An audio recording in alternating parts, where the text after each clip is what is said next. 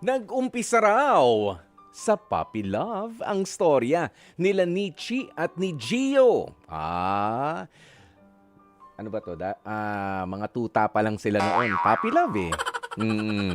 Ayan, pero ito, puppy love, yan yung tawag natin dun sa mga bata na nagkakainlaban. Naalala ko tuloy yung ka-puppy love ko noon. Parang wala. Parang wala. Yan ay dahil nagsimula silang magkakilala noong high school pa lamang daw sila. Pero sa kabila ng maayos naman na kanilang relationship, sa isang iglap, bigla na lamang daw naglaho na parang bula ang kung anuman na meron sa kanilang dalawa nitong si Gio. Hindi raw aware itong si Nietzsche na iniwan na pala siya ni Gio. Na jowa niya noon. At hanggang ngayon, itinuturing pa rin daw nitong si Nietzsche na si Gio ang kanyang totga o yung the one that got away. At 18 years old, eto kausapin nga po natin mula sa Bukawi, Bulacan. Nietzsche, magandang tanghali sa'yo. Hello po, good afternoon. Yan, live via StreamYard. Ay, talaga naman, ang ganda naman ni Nietzsche. Hindi naman iniiwan kapag kaganyan ang mga itsurahan, Nietzsche. Bakit? Ha? Bakit kaya? Tingin ko po dahil po wala po kaming proper communication since bata pa nga po kami. And siguro po that's our part of our lives na may in love tayo in a very young age. And we're not sure po kung magkakatuluyan ba or hindi. Oo, pero nga kasi hanggang ngayon naman talagang ikaw ay kadedebu pa lamang, 'di ba? At 18 years old, Nietzsche, feeling mo ba talagang si Gio na yung totga mo? Ang bata mo naman na nagkaroon ng totga o yung the one that got away? Nung una po kasi, when I was young po, akala ko po talaga, syempre, unang pag-ibig po, akala ko po talaga siya na. Ngayon po kasi, nung lumalaki ako, hindi po pala kami. Kasi po, bata pa po kami. And meron po kasing realization sa buhay ko po na, bata pa pala, hindi pa pala yun yung ending mo. Kahit yung time na yun is parang feel mo siya yung para sa'yo. Ayun. Okay, kwentuhan mo nga kami paano ba nagsimula yung love story ninyo nitong si Gio noon. Sige nga. Actually po, 15 to 16 years old po naging kami. High school sweetheart po kami, magkaklase po kami. Nag-start po yung relationship namin as a friends. Kasi nga po, may nagkakagusto po sa akin na kaibigan niya nun, pero hindi po nagkatuluyan dahil kami po yung nagkatuluyan. Dahil mas gusto ko po siya kasi nga po, malakas yung karisma, gwapo, ganyan. Ito ba yan, Nietzsche, Then yung po, yung classic example na may nanliligaw sa'yo, kamo na kaibigan niya. Naging tulay ba si Gio? opo. Sabi na Yan talaga Minsan may mga hidden agenda yung mga tulay-tulay na yan Nagtitigan lang kayo? 'Di ba? Yung pasabi-pasabi, taga-abot ng kung ano-ano. Sige nga, ano yung mga sinasabi, ano yung mga inaabot ni Gio noon? Nung kami pa po nung friend niya is parang sinasabi niya po na, uy, bagay kayo, ganyan. Yung siya pa po mismo nag-ship sa amin. Okay, talagang mga batang-bata pa yung diskarte, ano? Okay, sige. And hindi naman po kami nag-work nung kaibigan niyang nanliligaw sa akin. So, siya na lang po yung nakatuluyan ko. Oh, okay, siya na. So, papaano? Meron ba mga ipinaabot na mga pabulaklak? Meron bang, mga letter? Kasi ako mahilig sa flowers masyado. Kaya ang ginagawa po niya, pagkain. And kapag sa pagkain po, hulog na hulog po talaga ako. Kasi po pagkain na po yan. Oo, pagkain na. Nakakabuti. At sinong nagbibigay nito? Pinabibigay yan nung isang manliligaw mo pa. Siya na po mismo, Si si Gio. Si Gio Siya na po na. mismo nagbibigay sa akin. Kasi po nag-slow burn po kami nung mga bata po kami. Oo. Tapos po, hanggang sa nung naging kami na po, pinakilala niyo po ako sa parents ko, pinakilala ko po siya sa parents ko, sa parents niya. Tapos naging kami po. Tapos po, naging pure po yung relationship namin, conditional. Alam niyo po yun, yung mga batang pag-ibig, puppy love po talaga. po, sabay po kami ganyan, umuuwi, hinahatid niya po ako sa bahay namin. Yes. Then, ang maganda dito kasi is that may natutunan po ako dun sa relationship namin kahit ganun po siya nag-end. Super Mm. sweet person niya po kasi and Gano also Oo. kind din po siya. Gaano nagtagal yung relationship ninyo? 7 months po. 7 months. Okay. Tapos nung 7th month, bigla na lang nawala si Gio. Po. Bakit daw? Kasi po, ano po, parang nagbibigay na po siya ng signs, like parang fall out of love po talaga yung feel ko last cause. Kasi po, wala naman pong proper annunciation dun sa relationship namin. Mm. Ang nangyari po kasi dun is parang pong nagbibigay na siya ng signs na parang hindi na po siya nag-e-effort, hindi na po siya nagbibigay ng time, hindi na po siya sumusulat sa akin or like masyadong nagme-message. Parang in one clip po, bigla na lang pong naglaho. So for me po, parang yung memories po ba or yung pinagsamahan namin is parang bigla na lang pong nawala. Nang ano yan, in a span of ano ba, days lang ba yan? Or weeks? Weeks pa. Yun po, Matagal-tagal din, months. unti-unti. Nag-silent quitting na po ata siya nun. Oo, at hanggang ngayon, wala pa rin kayong malinaw na communication kung ano nangyari? Wala? Hindi ko pa po siya fully po ba kami hiwalay or wala po talaga. For months po na naging single na po ako. Wala na po Oo. talaga. Wala na. Kahit na padyentera ka. Kasi nakikita ko sa likod mo, meron kang mga sash, ano? Oh, tama ba? Ayan, sumasali ka sa mga sa mga pageant. O yan, papaano pala yan? May kinalaman din ba si Gio kung bakit ang dami mong mga sash na mga nakuha bilang inspirasyon? Pero po yung inspiration ko nung sumali po ako ng pageant sa school namin para po makita niya na sumali ako para maging proud po siya sa akin. Yun po yung naging inspiration ko that time. That's why I win second runner-up po sa school namin. Kasi nga po full support siya. Oo, nandun naman, full support siya. Pero bigla na lang nawala. Ano ba ito? Nawala siya nung magtapos na rin yung klase. Ganun ba yon? Nung magbabakasyon na, nagbakasyon na rin siya. Opo. Opo. Okay. Nung bakasyon, wala po kaming communication noon kasi po, bigla na lang po siyang nawala. And hindi naman po siya nagsabi sa akin kung tapos na po ba kami or hindi. Yes. Pero Nietzsche, syempre, sa panahon ngayon, pwede ka naman ng, di ba, sa social media, pwede kang magtanong, pwede ka rin naman tumawag sa kanya dahil hindi pa naman talaga tapos. Officially, ang relationship ninyo, ano nangyari, nasaan ka, yung mga ganyan, meron ka ba nakuha kahit papaano na sagot mula kay Gio? Alam ko po sa mga kaibigan niya is narinig ko po na okay naman na po siya ngayon. So, wala na po akong balak guluhin pa kung ano man po yung buhay niya ngayon kasi he looks like he's happy po right now. Yes, pero what about yung direktang pagtatanong at direktang pagsagot? So medyo nagmatigas ka rin. Kung hindi mo ko kakausapin, hindi rin kita kakausapin. Ganun ba yun, Nietzsche?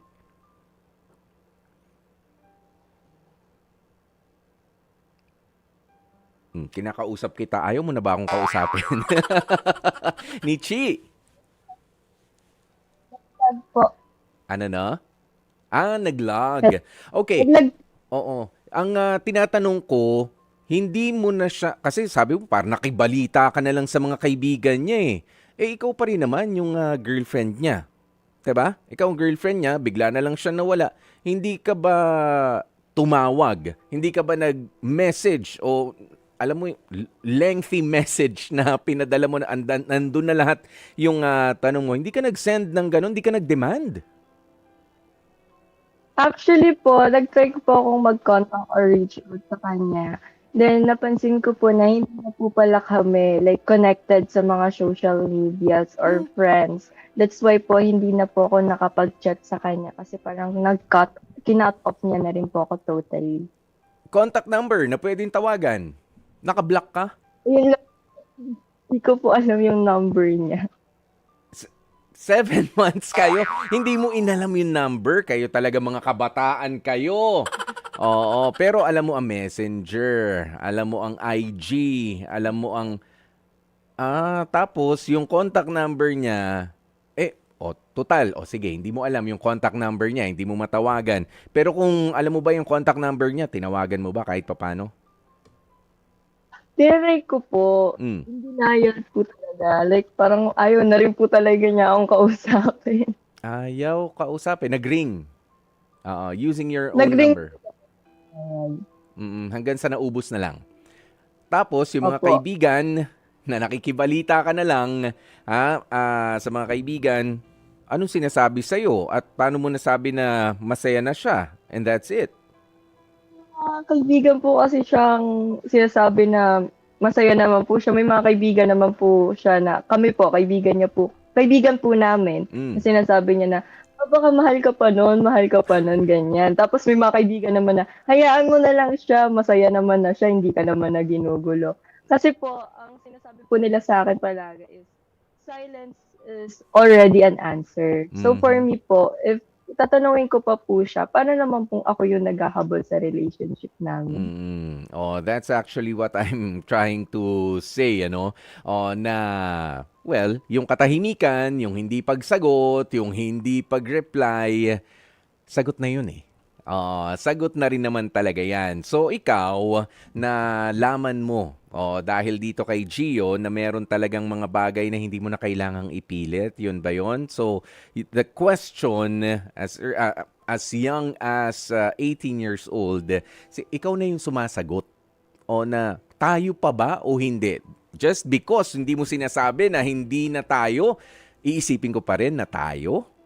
Diba? Ikaw na yung naglagay ng sagot. Opo, ako na po yung naglagay ng sagot na wala na po kami. Kasi po, if he really loves me, he will make a way to communicate with me po. Oo, may paraan at merong oras, may panahon na ibibigay sa'yo.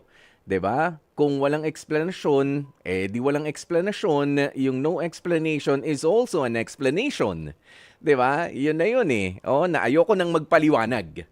Parang ganun yung lumabas sa'yo ngayon.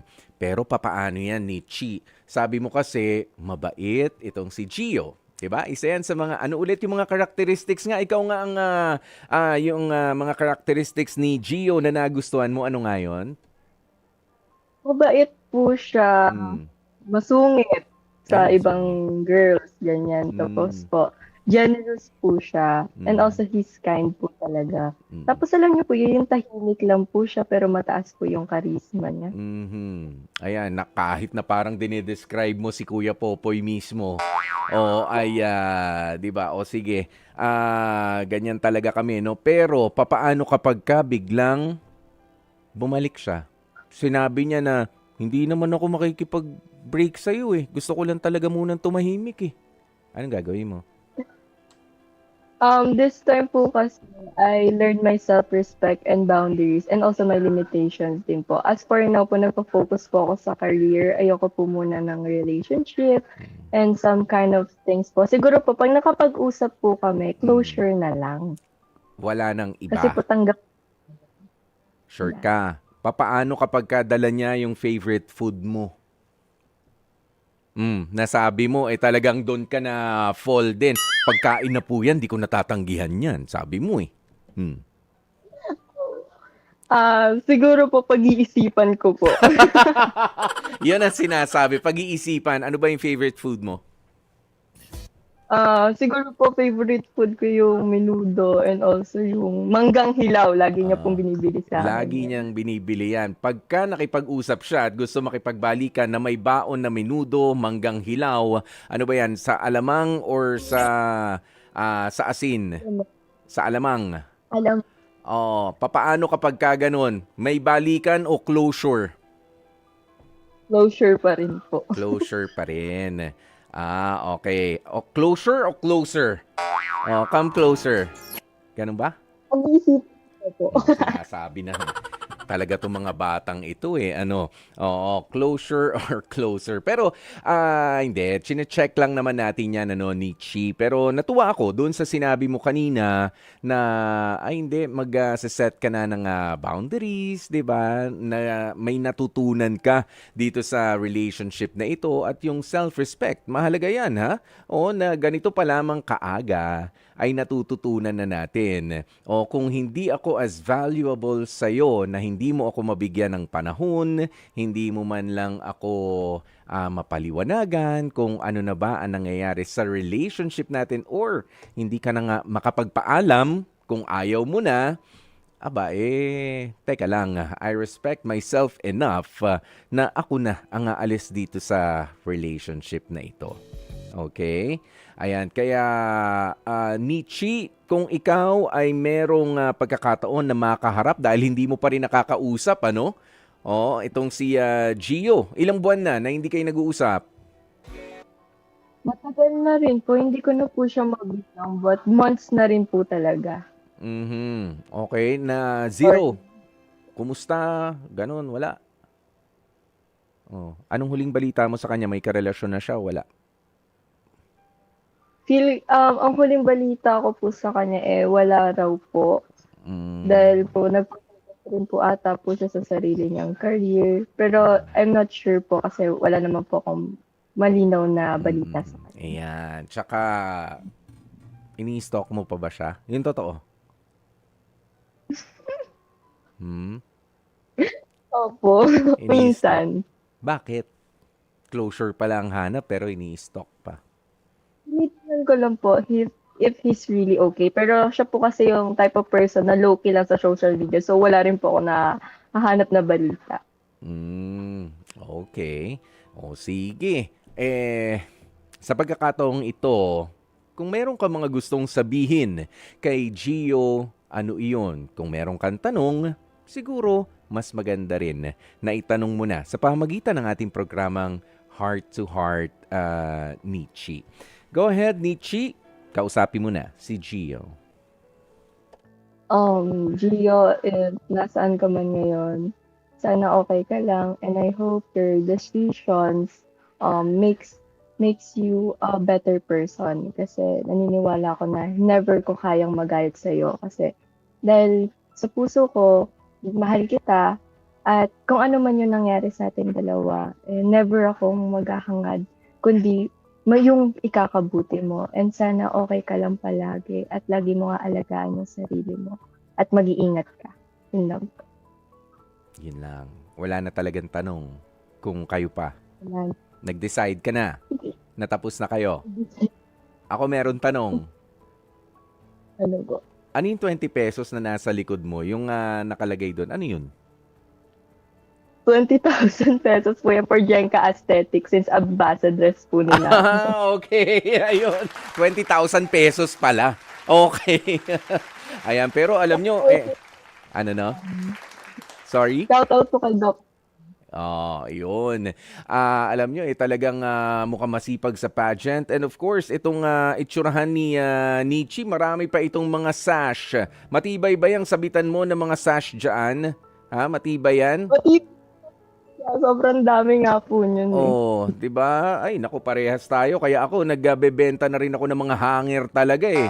Oh, ng mga makakapal eh. Oh, para sa mga sash na sash na ganyan. Marami pa at 18 years old, marami ka pang mga mapapanalunan, ano? Marami ka pang mga makikilala. At naalala mo yung sabi ko sa iyo kanina ni Chi, oo, ang aga mo naman na meron ng itinuturing na totga o the one that got away. Marami ka pang makikilala, sa totoo lang. 'Di ba? At nagugustuhan ko naman yung iyong pananaw dito sa pag-ibig na yes, nasaktan, naiwanan, aminado ka na puppy love man siya, 'di ba? Nag-exert ka naman ng effort and understanding. Kahit pa nga ganyan, nabigla na lamang nawala na parang bula ang iyong karelasyon. But at least ngayon, sa maaga o sa batang edad mo pa lang, alam mo na, 'di ba, kung ano yung worth mo. Ayaw mo kong kausapin? Okay. Anong desisyon natin? Ayaw mo ring sumagot? Okay. Ako na ang sasagot sa mga yan. Maraming salamat sa pag-share ng iyong kwento ni Chiha and stay beautiful. Ayan, at talagang posturang-postura itong si Nichi ngayon, ano? Okay, at dyan na nga po natin tatapusin ang ating... Age to Age Confessions. Mga kapatid, patuloy po kayong tumutok sa 105.9 True FM para sa mga totoong balita, impormasyon, music, and entertainment. Mag-subscribe sa aming YouTube channel at podcasts at sundan nyo rin kami sa Facebook, Instagram, X at TikTok sa @TrueNetworkPH. Bisitahin ang aming website sa truefm.ph.